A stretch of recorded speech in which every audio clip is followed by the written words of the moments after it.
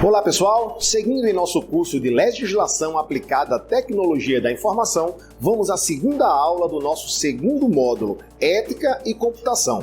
Nesta videoaula vamos abordar o tema Ética Profissional em Computação.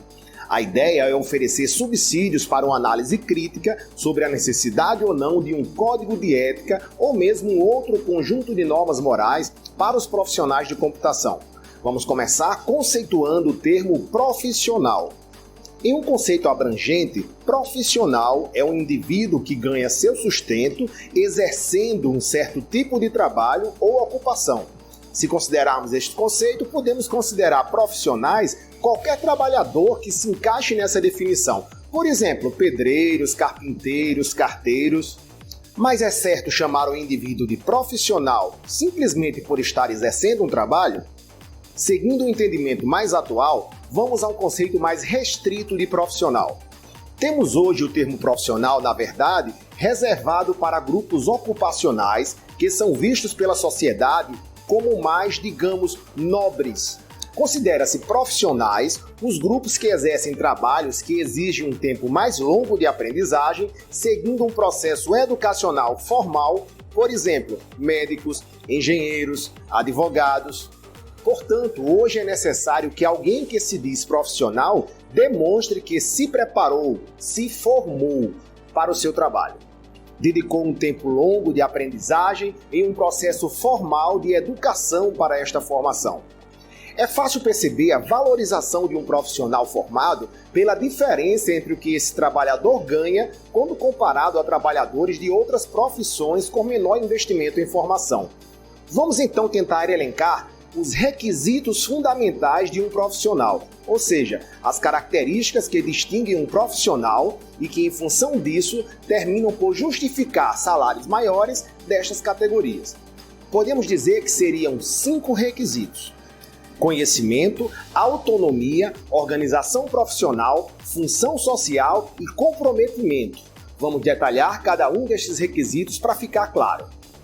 Um profissional precisa ter um certo nível de conhecimento, que não é de domínio público.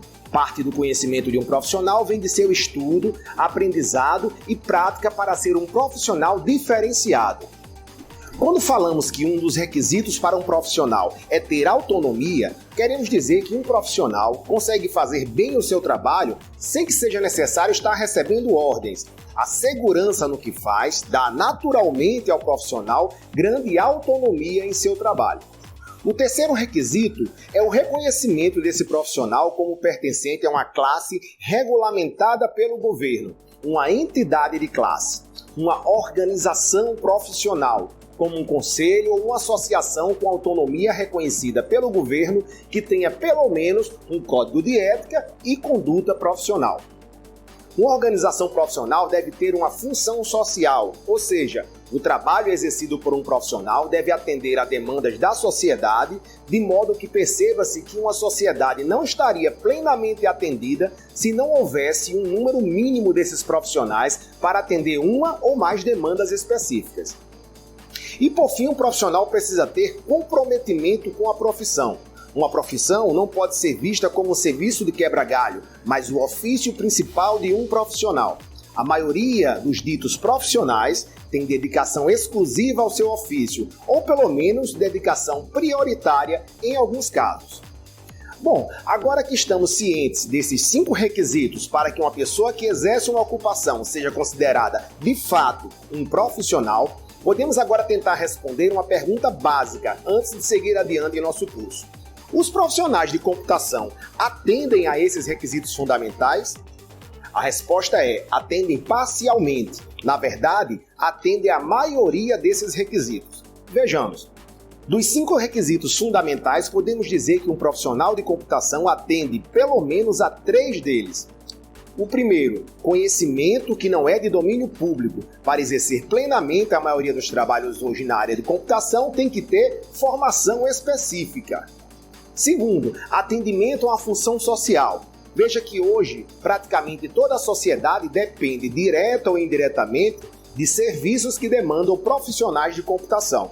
E terceiro, comprometimento com a profissão.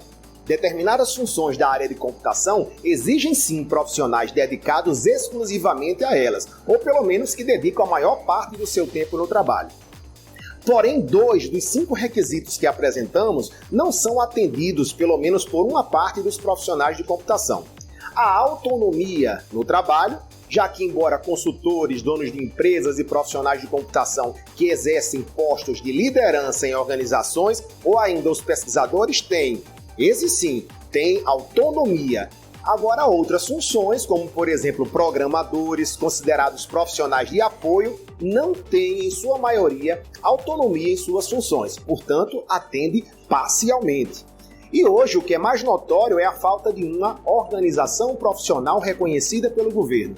É fato que não existe para essa profissão uma organização profissional que, por exemplo, controle a admissão dos profissionais e determine padrões para a prática da profissão. E, além disso, é uma profissão que não obedece a nenhum código de ética.